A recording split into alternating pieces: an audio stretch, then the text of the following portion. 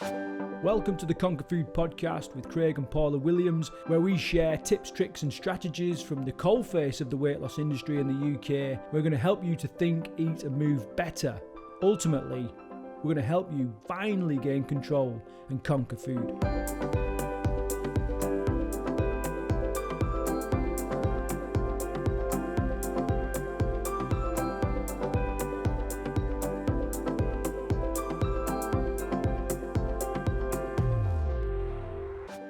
Hey up, how's it going? Welcome to the Conquer Food podcast. I'm Craig. I'm here on my own today. I've got a couple of great guests and episodes coming up in the future, so look out for those. If you're fed up of listening to my dulcet Yorkshire tones, today we're going to talk about how we can suppress food and sugar cravings. Okay, so I think everybody at some level will experience sugar and food cravings at some point. And most of the people that I speak to that come to Team Bootcamp or that are struggling with food, binge eating, that kind of stuff, they talk a lot about cravings, and you constantly ask, how do I get rid of it? How do I stop them from happening and all this kind of stuff? Now, in this episode, I'm going to give you 3 easy steps that you can take to deal with food and sugar cravings to help suppress those.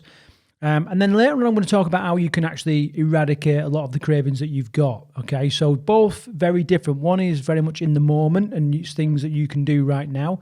I've got a framework for that. Would you believe it? I love frameworks. People that are long-time listeners to this show will know that I love a framework, and I call it the 3 Ds. I'm going to talk about that in a minute, and then the other thing is much more long-term, and ultimately, obviously, if you can completely eradicate sugar and food cravings, then that's going to be good in the long term. Now, many people can't, it's for a few different reasons, lifestyle reasons, because, they're just not ready yet or dealing with too much and it's just not a priority in their life.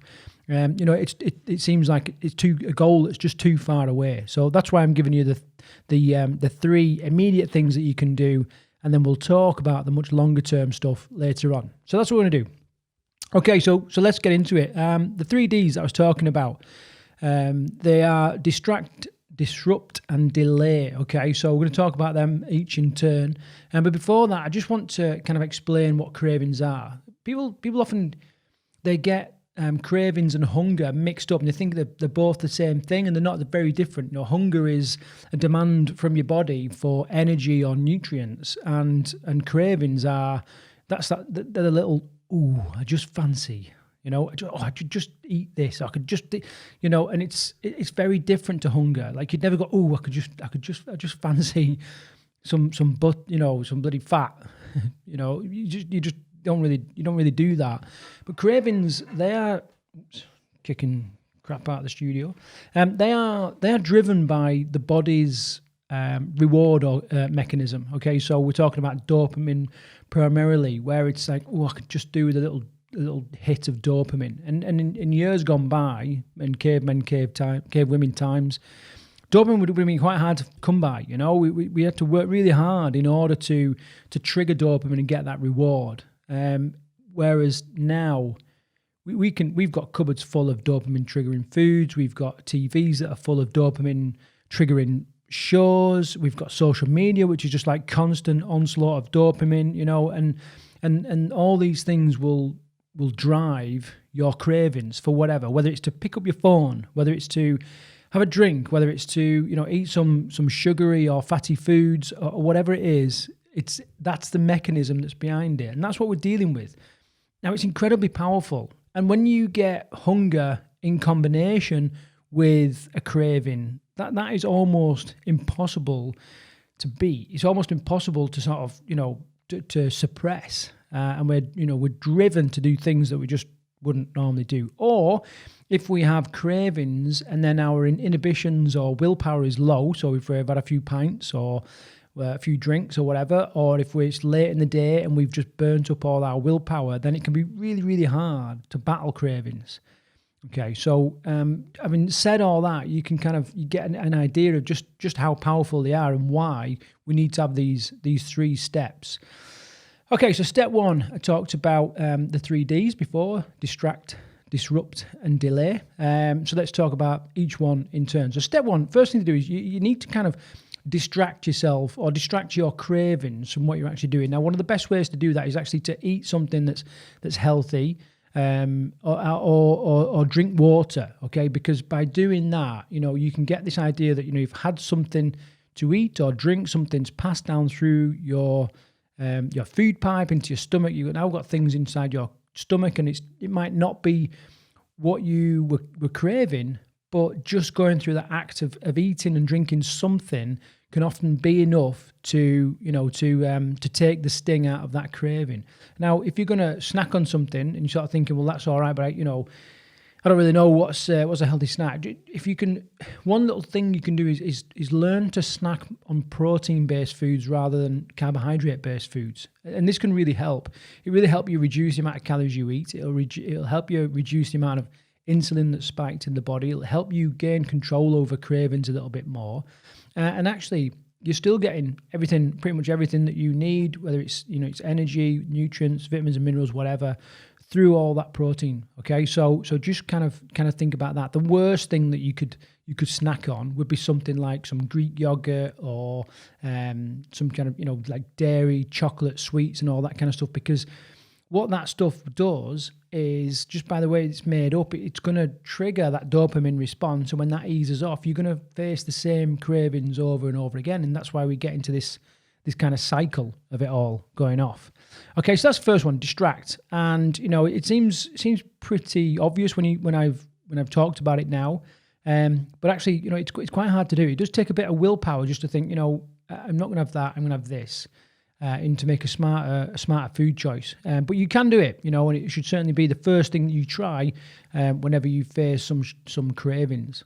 Okay, the next one is disrupt. And what I'm talking about there is I want you to completely just almost like cutting the snake's head off so it loses control. And you can do a similar thing with your cravings. And we call it, in the coaching world, changing state. Okay, so whatever you're in right now, whatever emotions you're feeling, whatever's going on in your body, that's a state within your body. And quite often what we'll do, and I want you to picture the scene when you're sort of sat watching TV or whatever, and you start getting a little bit of cravings, we'll tend to just sit there, perhaps fold our arms, cross our legs, and we'll kind of sit in one position, hold that position, not really do anything about it. And if we lock in our position, we lock in our state. And that means that craving is going to always be there, and it could start to grow and get more stronger and stronger and stronger until you actually go and you fall foul to it, and next thing you know, you're eating a load of popcorn or whatever it is that you was craving. Okay, so changing state. There's a load of things that you can do to change state. You can go for a little walk. You can go and have a shower. If it's something quite serious, one thing that I do sometimes is I'll go to bed and I'll have a little nap, and then I'll get up and completely start the day again fresh. That's a bit extreme for like a sugar or food craving, but certainly a shower or exercise is another good way of changing state. Getting on the phone and having speaking to somebody, going to see friends.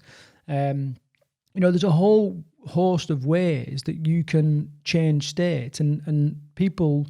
Every person will have a different way that works for them. And what kind of happens is that you almost distract the body from the fact that it is craving something.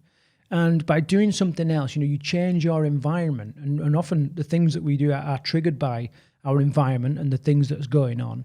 And by changing the environment and by changing what's actually going on and almost shaking yourself out into some new activity or whatever, we can often disrupt those cravings, and so we're no longer suffering from them. So that's quite a good one. That also works if you're, let's say, you're a little bit down, a little bit frustrated, anxious, maybe a little bit sad. And all these things are drive or can be drivers to food, or to eat, binge eat. The changing state is a real good thing to do in order to disrupt all that. Paul and I use it ourselves quite a lot. We coach other people to do it. You think, what are you actually, imagine someone coming to you and saying, oh, well, I'm really suffering with this. And, our first question often is, well, what are you doing about it? Because you can either sit and wallow in it and it's just going to get stronger and stronger, or you can actually do something about it and look to change your state, and it's, that's a quite powerful thing to do. And there's a lot of different ways. I'd be really keen if you've got a way that you know that you can help change state, which is walk the dog or whatever. Let me know in the comments on whatever platform you're listening to this on. And the third one then is to delay it. So one way, and I've talked about this before. Quite recently, I did a 7-day water-only fast. It was a little bit of a self-experiment to see what kind of things went on. And obviously hunger and cravings were really powerful then when I did the fast. And so what I did was I developed this little technique where I would think just for 1 hour, right? I just thought just for 1 hour, okay, if I'm gonna set my watch for an hour, and if I still want it in an hour, then I'm gonna have it, whatever it is, okay? And so I'd set an alarm on my watch and I'd just run it for an hour. And then quite often what happened was the alarm would go off and I'd be like, what did I set that for? Oh yeah, I remember I had a craving for whatever. And and I think, I don't want it now. And just by delaying it, we can suppress the cravings that we're experiencing. Now, we think at first that cravings and hunger as well just keep building and keep building and keep building until we just cannot cope with it, and we've got to, we've got to break it up by binging or eating sugar or whatever. But it's not. It often comes like, or the best way to describe it is like waves lapping against a beach, where they come these off, they come these off, they come these off, and it just keeps coming like that in waves. And it's very much the same in regards to cravings and hunger throughout the day. So, if you can just set a delay or a timer to delay it, then that can be quite a powerful thing to do. Okay, a little bonus tip that I've got for you. If you're really struggling with sugar cravings, or perhaps you're going through a bit of a sugar detox or something like that, then the supplement Magnesium can really help with that. And it comes in little capsules, and you can either swallow the capsule, or something that I've done in the past is I've got people to break up the capsule and then pour the magnesium under the tongue and then just absorb it through, underneath the tongue, which can be quite a potent way of absorbing that magnesium. And you can get a whole host of benefits from magnesium anyway, but it really does help when you're looking to, get through some sugar cravings or food cravings and all that kind of stuff. You can buy the magnesium anyway, probably get it on Amazon, no doubt. Any of the health food shops, you don't really need any certain type. But it's definitely a good little tip. And it can also help if you're suffering with cramps because you're withdrawing from sugar or whatever, or you've got headaches or anything like that. It really can help. And it also massively boosts your sleep. So that's that. Okay, so they're the 3 Ds that I was talking about: distract, disrupt, and delay. I'm pretty sure they'll be quite obvious or quite easy for you to take on. What I want to talk about now, though, is how do we completely eradicate sugar cravings? Now, the only way to really do this is to break the addiction, the body's addiction to sugar as a substance, and the only way really to do that is to cold turkey it through it. It can be pretty naff. People come to boot camp and we cut out a lot of sugar from their diet, and they really experience the withdrawals, the withdrawal symptoms from withdrawing from that, and it really hits them hard. And it may well be the same for you, especially if you eat a lot of sugar now or your diet is really high in sugar. So how do you kind of go about that? Well, the first thing to do is I would just take a couple of days to start to prepare to stop. Okay, quite often when we look at changing something, we just think, right, okay, I'm just going to stop. And we don't put any preparation into it. So I want you to spend a couple of days just preparing for it. And by that, I mean, just start winding down your sugar intake. Start looking at where sugars are hiding out, and, look at all the food that you're eating that is high on sugar that you're going to have to do without, and then start thinking about alternatives and really just start to prepare yourself, and then even give yourself a countdown as to, right, okay, from that day, I'm going for it. Okay, I'm going to be sugar-free or refined carbohydrate-free. And then once you've picked your date and you've done your little bit of preparation, you've got to go for it. Now, there are 2 types of people in the world in regards to cutting out sugar and refined carbohydrates. One type of person is they'll be able, once they've done like 14 days, 21 days or whatever to get off or to break the addiction to sugar, they may be able to just keep a little bit in their diet, and they'll be able to moderate it. I'm one of those kinds of people, right? So I can still have the odd chocolate, the odd whatever, and it doesn't really, I don't spiral back into this like binge eating routine or anything like that. I'm quite lucky, and there's lots of people like that.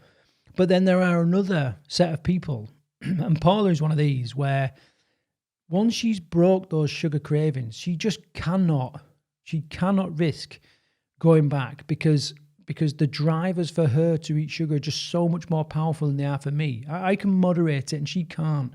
And you need to be realistic to yourself. Are you a person that needs to abstain for the rest of your life? Or are you a person that can you can manage it, and you don't really need to cut it out completely? And then you need to work towards whichever one suits you. And I'm pretty serious about that. If you're fundamentally, there is no use in the body for sugar and refined carbohydrates. So the fact that you need it in your diet, if you're saying that, it's just rubbish. It's just the chemicals talking. The dopamine is talking there. It is absolutely rubbish, and you can live without it. It's going to take some effort, but once you get into the routine of it, it really does get much easier. Okay, so that's it. There's that's the initial part. Prepare yourself, and then launch into it, and just know what kind of person you are. The next thing is, it's really hard to to just cut things out, right? And just or even stop doing something. That's quite hard to stop a habit. Okay, what's a little bit easier is to switch the habit, and therefore what I'm going to encourage you to do is to look to find alternatives to the foods that you tend to eat. Okay, so one of the things I ate quite a lot when I was a bit of a porker, and they called me Pie Shop back in the day. I would have pizza every Friday night whilst I watched the rugby. Okay, big pizza, loads of sauce on it, loads of cheese, and it's just like a hot, like a sticky sauce on there, riddled with sugar and refined flour in the base, and and all this kind of stuff.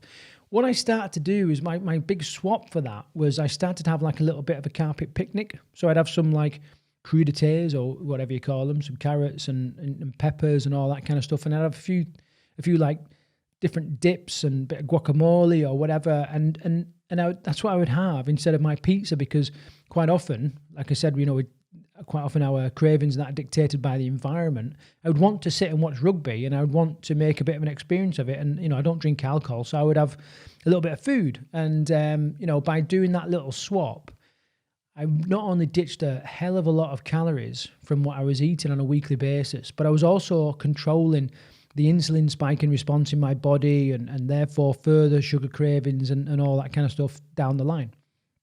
So that's that. Think of alternatives. You've definitely got to plan it. And then you want to be pushing on for about 14 days. I would say at least 14 days. I think some people out there, if you are eating a lot of sugar refined carbohydrates right now, you are going to potentially take 21 days to truly break the chemical addiction and and change the processes that's going on in the body, which is creating the cravings and all that kind of stuff. So you've got to kind of focus on that. And one of the best ways to do it is not just think, okay, 21 days, forget it. Pick something that is 21 days away or 14 days away, whatever it is, okay, as your marker, as a flag a flag, like a line in the sand or whatever for you to aim at. So it might be someone's birthday, it might be a significant date in the calendar, it could be there's a new TV series on there, somewhere where you just know it's marked and you can aim for that, okay? And it just makes it a lot bit easier to get through that time period. Okay, so I want to give you a little handy resource. There's a great book. It's been around a while now, but it's still great, especially for females. If I can say that thing, it is based a lot around the female body and all that kind of stuff. But there's a great book called I think it's called The Sugar Detox. I'll link to it in all the platforms where you can listen to this podcast, by Dr. Sarah Gottfried. Okay, she's got 3 or 4 books actually, which are all worth reading, especially one called The Hormone Cure. When I first read The Hormone Cure, I basically bought a load of copies and sent one to every significant female in my life at that time. So my mum, my sister, My wife, I just sent them out because I think every female should read that. So if you're a female listening to this, then definitely look up that one as well. But the book that I'm really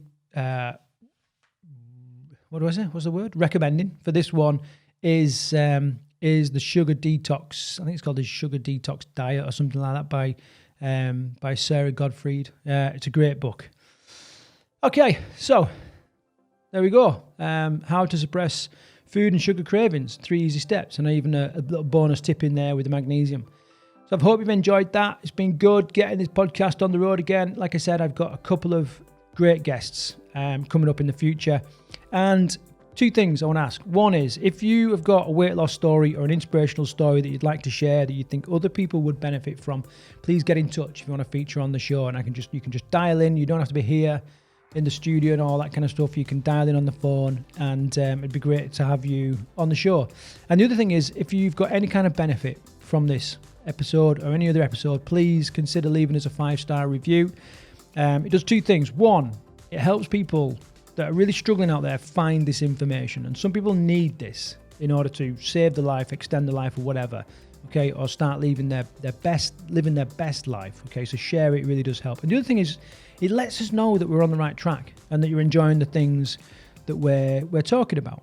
Okay, so that's that. They're the 2 little things I like to add. So until the next episode, I want you to take care. Hopefully you're safe and well, and all your family is safe and well. Look out for the next episodes in the next couple of weeks. And until the next episode, take care.